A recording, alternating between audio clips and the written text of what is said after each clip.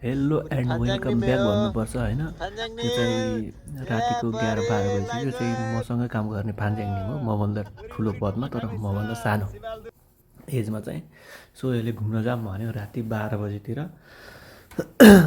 बाटो पनि राम्रै हो भनौँ, हल्का हल्का टर्निङ सनिङ टाइप भएको, अलिक टाढै भनौँ न। म खिम्ची बस्छु, यो चाहिँ छन्जु जाँदैछ घुम्न है। यो भाइ छ कि सँगै काम गरेको मोटे हो। यो मोटे मोटेलाई भेट्न गएँ। मोटे चाहिँ आफ्नो अपार्टको जिममा रहेछ होइन। यहाँ चाहिँ खासमा फ्लेक्स गर्न पाइँदैन कि जिममा मान्छे भयो भने। सो फ्लेक्स गरौँ भन्यो मोटेले होइन। मोटेले चाहिँ आफूले फ्लेक्स गरेन, किनकि आफ्नो त्यहाँ क्यामेरा छ। मलाई चाहिँ बनाएर गाली गर्छ भनेर चाहिँ उसले कपडा चाहिँ खोलेन।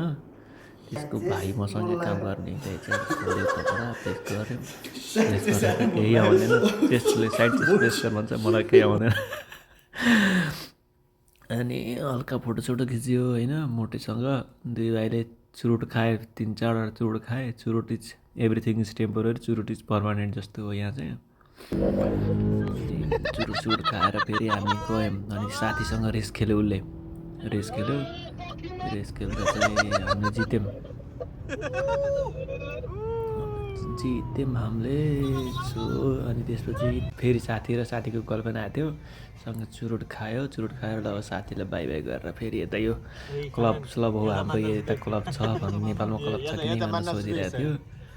अनि नेपालमा पनि छ क्लब, किन नहुने भनेको। जान मन लागिरहेको छ मलाई पनि, एकचोटि जान्छु भन्दै थियो।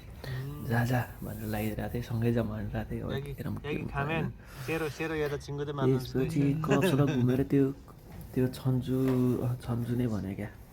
छन्जुमा त्यो एउटा त्यो हाम्रो काठमाडौँको दरबार स्क्वायर जस्तै पुरानो ऐतिहासिक महत्त्व बोकेको ठाउँ रहेछ क्या त्यहाँ।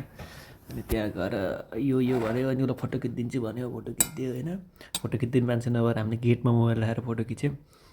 अनि अलि अगाडि गएर खोइ कुन नदीमा यो पुल हो, यो पनि धेरै महत्त्व बोकेछ भन्यो। अनि त्यसपछि त्यो फोटोसोटो खिच्यौँ हामी होइन, खाजासाजा खायौँ। त्यसपछि पुऱ्याउन आयो मलाई यो। फेरि उहाँबाट फेरि यहाँ